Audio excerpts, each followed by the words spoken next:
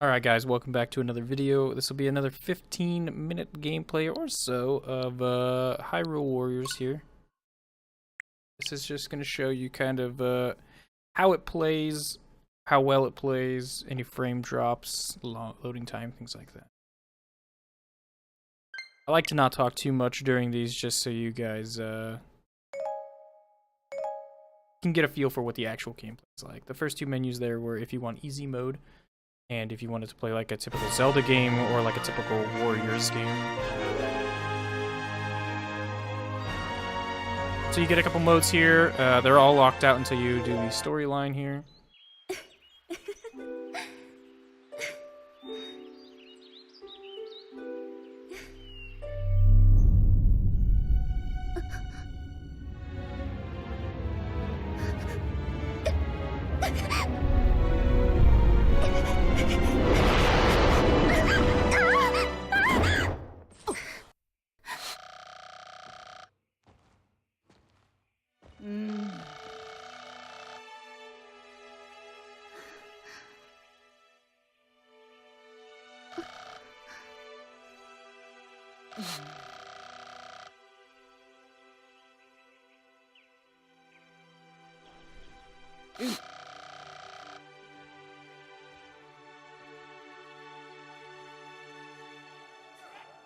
Oh.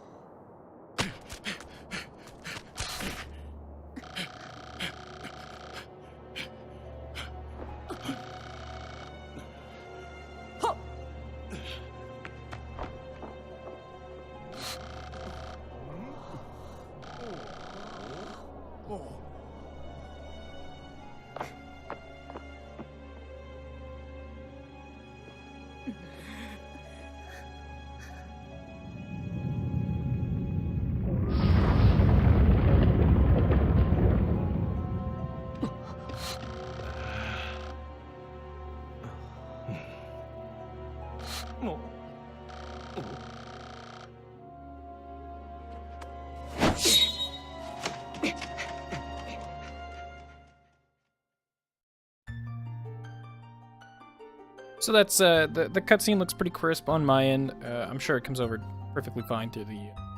But from what I've played so far on my own, this loading screen here is pretty consistent throughout. It seems to take about that long, maybe 10 seconds or so. Even from the main menu to a specific mission, it's pretty okay. The game looks pretty good. I'm sure you've read a little bit about it, but it's about, it looks to be about 1080p. I don't have a specific way of checking, but it runs unlocked frame rate from what I can tell. Doesn't stick hard to 60 frames per second like right here. It feels about 40-ish, 44 maybe. I don't have a frame timer either, so I couldn't give you a specific thing. It's just telling you about special attacks and how you can press the A button to activate them. Everybody has a different one, but they all take that charged up ability right there under the health gauge. And that's what his special attack is like. If you dodge with B and you hold it for a second after dodging, you'll sprint. The anti-aliasing is obviously very not here. There's a lot of little jaggedy edges, but for the most part the game plays very well. And I think this is one of the better Warrior games in the sense of if you like a little bit of RPG with your Warriors games.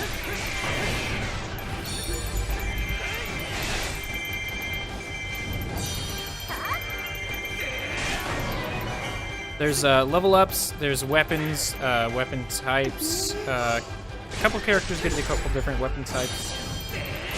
and each weapon has different damage and a couple different abilities on top of that.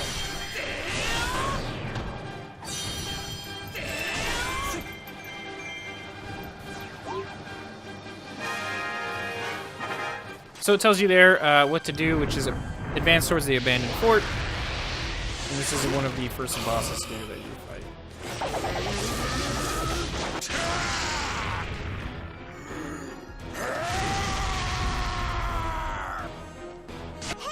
You can lock on to people by pressing L on the controller. You can move the right stick to change, and the targeting is useful when striking enemies opening or evading a giant enemy's attack. I'm not sure why the two different things there are different colors, the targets, but...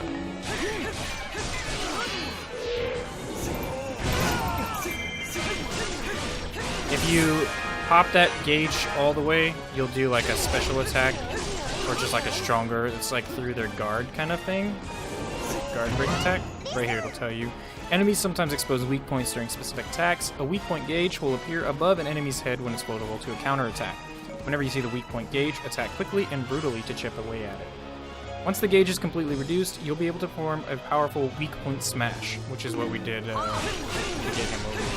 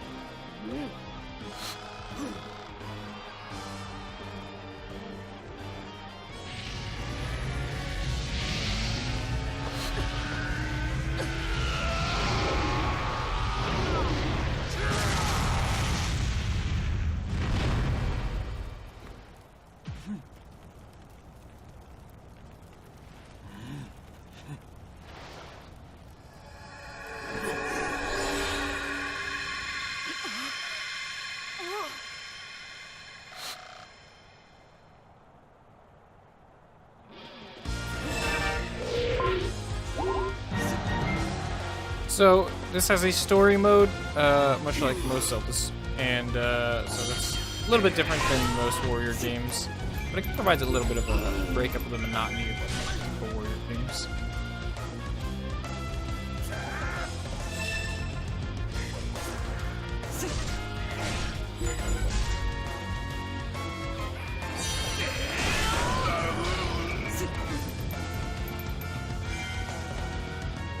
So you can take over forts and stuff. I don't think you can take this one specifically over, but typical Warriors game fashion.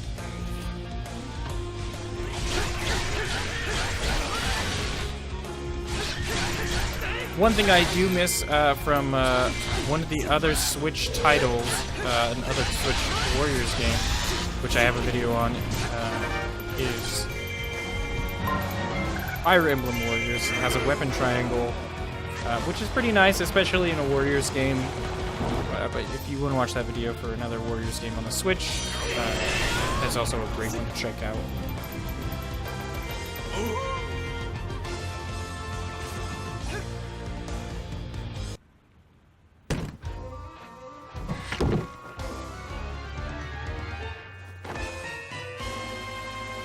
I will say though, this particular scene with him holding the bomb up there looks absolutely fantastic.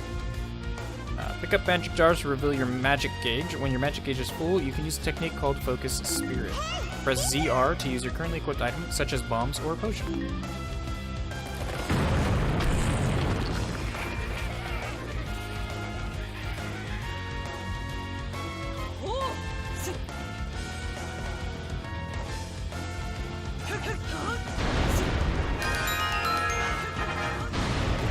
In typical Zelda fashion, there are small secrets like that chest there that you can skip. To change the warrior you're directly controlling with up and down on the D-pad, there may be times when the number of warriors you can control increases as scenarios progress.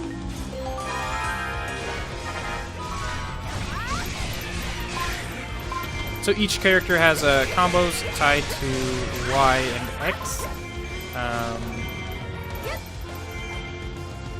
So in the beginning, you only have YX, YYX, and I think 3 Ys and X. And then you also have X, which is what I was going to cast right there before that guy rudely interrupted me. So it's best to try just a bunch of them to figure out which one you like the most. Because they all give significant advantage. Some are better single target abilities and some are more multi-target AoE abilities.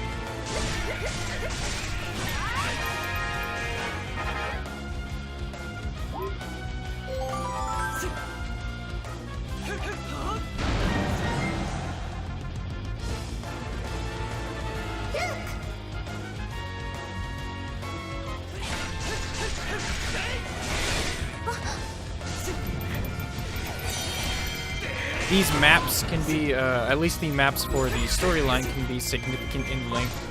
So we're going to try and get through this one completely. So this video may be pretty long. Those of you who tuned in this far and watched all the way. Go.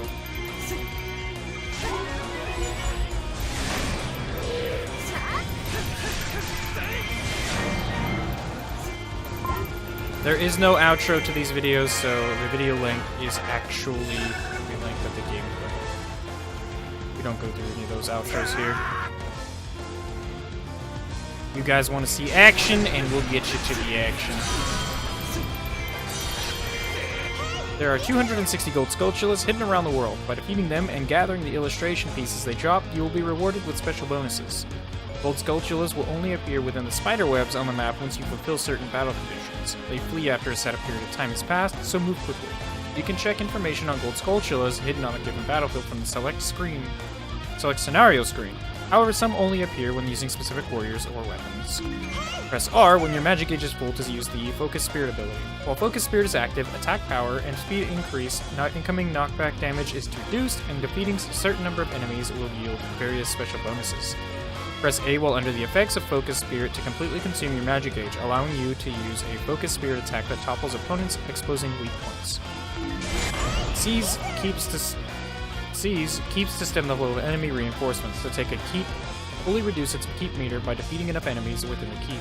The keep meter can be found below the battlefield map. Once the keep meter is empty, the keep boss will appear. Defeat him and the keep is yours.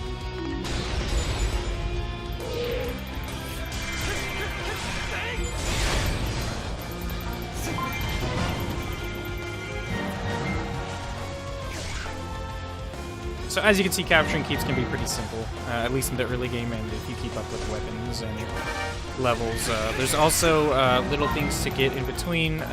They're like skill jars, I think is what they're calling it here.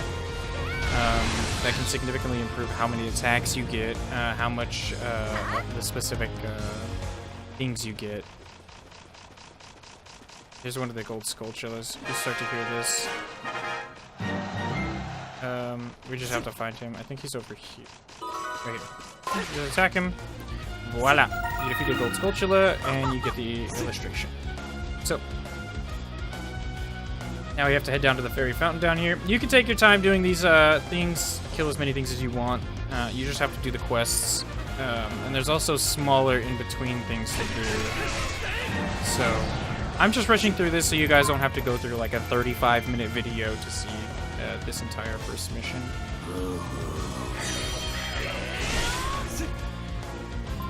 Outposts are pretty cool. They're the little diamonds on your screen or on the mini-map.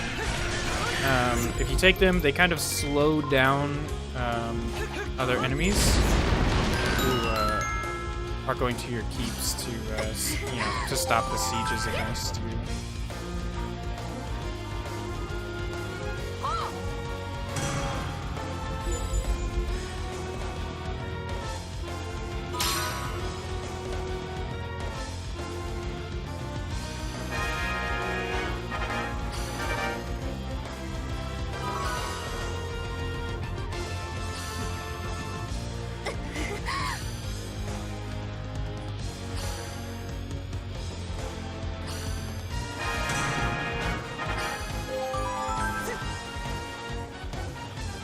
So now our third playable character, Impa, Zelda's trusty sidekick. we have to defeat this Lizalfos here. We should be pretty close to finishing this.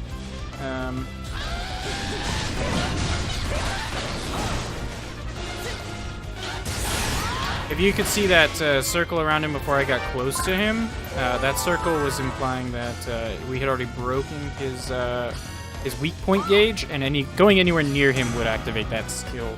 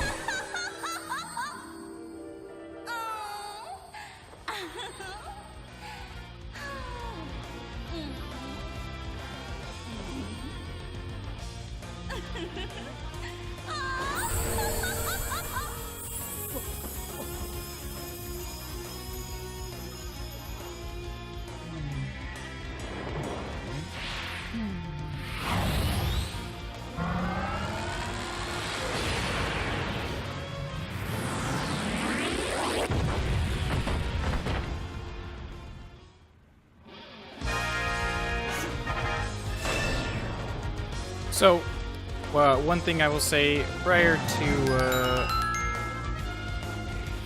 finishing this mission is thanks for watching. There's always other videos. There's going to be a lot of videos coming up. But for this game in particular, as you can tell, I'm kind of rushing through all this, and it's still taking quite some time. So this game will definitely give you a lot of things to do in between. This is just the story mode, one of the many missions of story mode, in addition to the free mode and the collectibles that you can do. It also comes with all the DLC from all the past games, or from the other two versions, Wii U and 3DS. So if you've seen it before and you thought it was good, this has everything included, in addition to, I think, 2 new outfits is really all that's on this Switch version. So this is the final boss, so I'll pretty much just be quiet and let you guys enjoy this last boss here.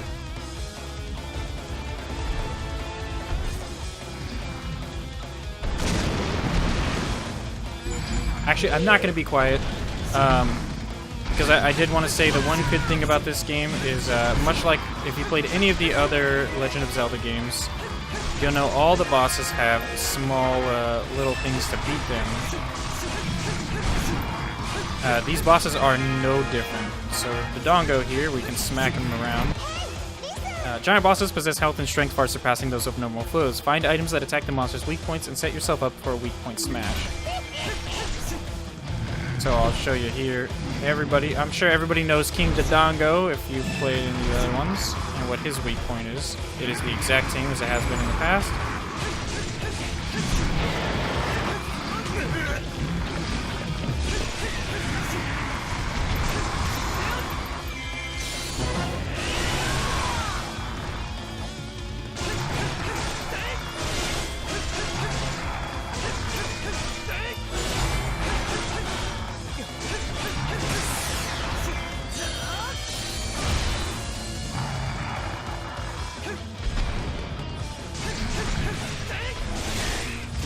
So this is his spirit gauge for getting full magic. It doesn't really give you any massive like open up a ton of weak points on him or anything.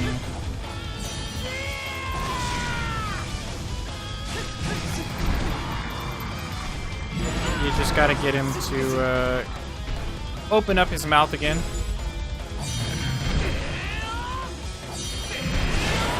So, and we should be okay here.